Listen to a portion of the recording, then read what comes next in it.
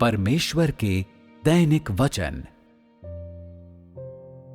पतरस का उल्लेख होने पर लोग उसके बारे में अच्छी बातें कहते नहीं थकते।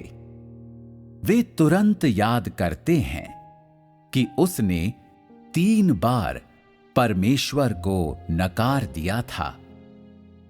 कैसे शैतान को अपनी सेवाएं प्रदान करते हुए उसने परमेश्वर की परीक्षा ली और कैसे अंत में परमेश्वर की ही खातिर क्रूस पर उल्टा लटकाया गया इत्यादि। अब मैं तुम लोगों को ये बताने पर ध्यान केंद्रित करने जा रहा हूं कि पतरस ने मुझे कैसे जाना और उसका अंतिम परिणाम क्या रहा। पतरस अच्छी क्षमता वाला था, लेकिन उसकी परिस्थितियां पौलुस की परिस्थितियों जैसी नहीं थीं। उसके माता पिता ने मुझे सताया था।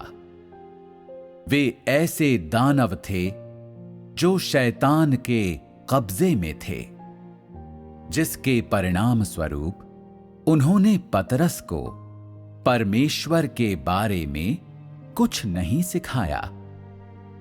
पतरस चतुर और प्रतिभाशाली था और बचपन से ही उसके माता पिता उससे बहुत स्नेह करते थे। फिर भी वयस्क होने पर वो उनका शत्रु बन गया, क्योंकि उसने मेरे बारे में ज्ञान तलाशना कभी बंद नहीं किया और बाद में उनसे मुंह मोड़ लिया। ऐसा इसलिए था क्योंकि सबसे बढ़कर उसे ये विश्वास था कि स्वर्ग और पृथ्वी और सभी वस्तुएं सर्वशक्तिमान के हाथों में हैं और सभी सकारात्मक चीजें परमेश्वर से आती हैं और शैतान द्वारा संसाधित किए बिना सीधे उसी से जारी होती हैं। पतरस के माता पिता के विरोध ने उसे मेरी प्रेममय कृपालुता और दया का वृहत्तर ज्ञान दिया और इस प्रकार मुझे खोजने की उसकी इच्छा बढ़ा दी। उसने न केवल मेरे वचनों को खाने पीने पर ध्यान दिया, बल्कि इससे भी बढ़कर मेरी इच्छा समझने पर भी ध्यान दिया और वो अपने हृदय में हमेशा सतर्क रहा। परिणाम स्वरूप वो अपनी आत्मा में हमेशा संवेदनशील रहा और इसलिए वो अपने हर काम में मेरे हृदय के अनुकूल रहा। उसने खुद को आगे बढ़ने हेतु प्रेरित करने के लिए अतीत के लोगों की असफलताओं पर निरंतर ध्यान बनाए रखा, क्योंकि वो असफलता के जाल में फंसने से पूरी तरह डरता था। इसलिए उसने उन लोगों की आस्था और प्रेम को आत्मसात करने पर भी ध्यान दिया, जिन्होंने युगों से परमेश्वर से प्रेम किया था। इस तरह न केवल नकारात्मक पहलुओं में, बल्कि कहीं अधिक महत्वपूर्ण रूप से सकारात्मक पहलुओं में वो अधिक तेजी से विकसित हुआ, यहां तक कि मेरी उपस्थिति में उसका ज्ञान सबसे अधिक हो गया।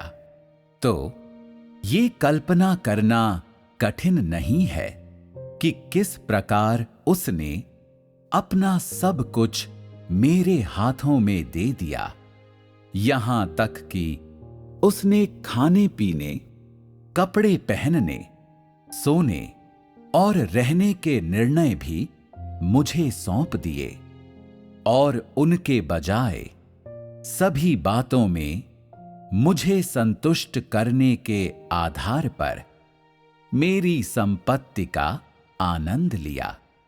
मैंने उसके अनगिनत परीक्षण लिए। स्वाभाविक रूप से उन्होंने उसे अधमरा कर दिया, लेकिन इन सैकड़ों परीक्षणों के मध्य उसने कभी मुझ में अपनी आस्था नहीं खोई या मुझसे मायूस नहीं हुआ। यहां तक कि जब मैंने उससे कहा कि मैंने उसे त्याग दिया है, तो भी वो निराश नहीं हुआ और व्यावहारिक ढंग से तथा अभ्यास के पिछले सिद्धांतों के अनुसार मुझसे प्रेम करता रहा। मैंने उससे कहा कि भले ही वो मुझसे प्रेम करता है, तो भी मैं उसकी प्रशंसा नहीं करूंगा और अंत में मैं उसे शैतान के हाथों में दे दूंगा। लेकिन ऐसे परीक्षणों के बीच भी परीक्षण जो उसकी देह पर नहीं आए, बल्कि जो वचनों के परीक्षण थे, उसने मुझसे प्रार्थना की और कहा, हे परमेश्वर, स्वर्ग, पृथ्वी और सभी चीजों के मध्य क्या ऐसा कोई मनुष्य, कोई प्राणी या कोई वस्तु है जो तुझ सर्वशक्तिमान के हाथों में ना हो? जब तू मुझ पर दया करता है, तब मेरा हृदय तेरी दया से बहुत आनंदित होता है। जब तू मेरा न्याय करता है, तो भले ही मैं उसके अयोग्य हूं, फिर भी मैं तेरे कर्मों के अथाहपन की और अधिक समझ प्राप्त करता हूं, क्योंकि तू अधिकार और बुद्धि से भरा है। हालांकि मेरा शरीर कष्ट सहता है, लेकिन मेरी आत्मा को चैन मिलता है। मैं तेरी बुद्धि और कर्मों की प्रशंसा कैसे ना करूं? अगर तुझे जानने के बाद मुझे मरना भी पड़े, तो मैं ऐसा हर्ष और प्रसन्नता के साथ कैसे नहीं कर सकता? हे सर्वशक्तिमान, क्या तू सचमुच नहीं चाहता है कि मैं तुझे देखूं? क्या मैं सच में तेरा न्याय प्राप्त करने के अयोग्य हूं? कहीं मुझ में ऐसा कुछ तो नहीं जो तू नहीं देखना चाहता?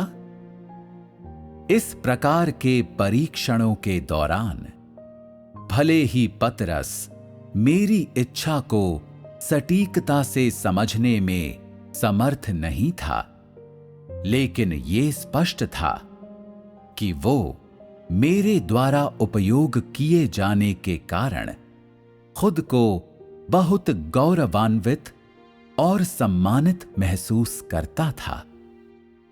भले ही उसने मेरा न्याय पाया, ताकि मनुष्य मेरा प्रताप और क्रोध देख सके, और वो इन परीक्षणों से व्यथित नहीं था। मेरे समक्ष उसकी निष्ठा के कारण और उस पर मेरे आशीषों के कारण वो हजारों सालों से मनुष्यों के लिए एक उदाहरण और आदर्श रहा है। क्या तुम लोगों को उसकी ठीक इसी बात का अनुकरण नहीं करना चाहिए? जोर लगाकर लंबे समय तक सोचो कि क्यों मैंने तुम लोगों को पतरस का इतना लंबा वृतांत दिया है। तुम लोगों के कार्य करने के यही सिद्धांत होने चाहिए।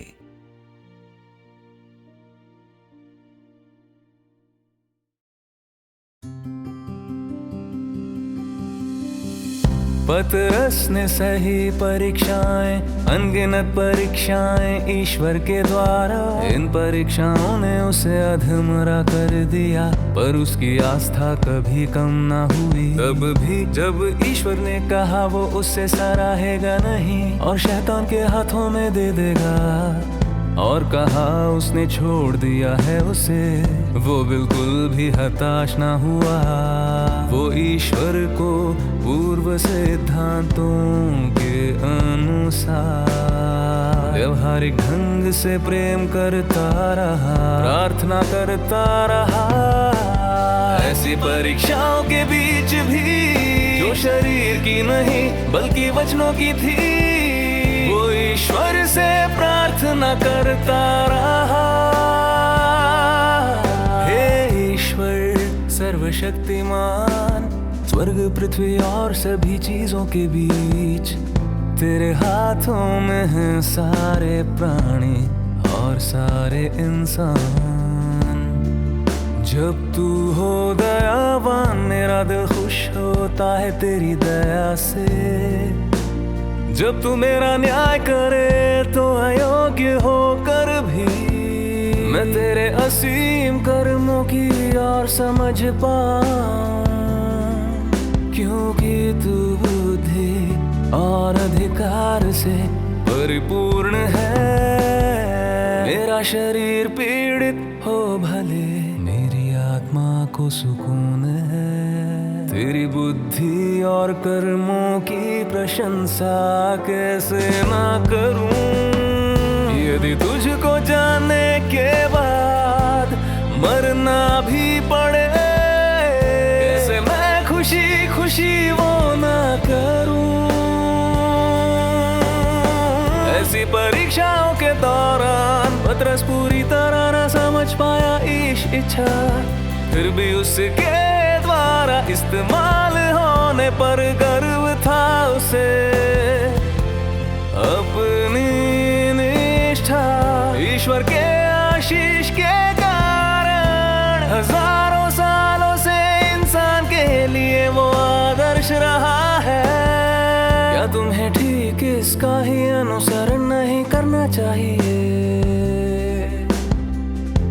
सोचो क्यों ईश्वर ने पतरस का इतना प्यारा दिया है। ये तुम्हारे व्यवहार के सिद्धांत होने चाहिए।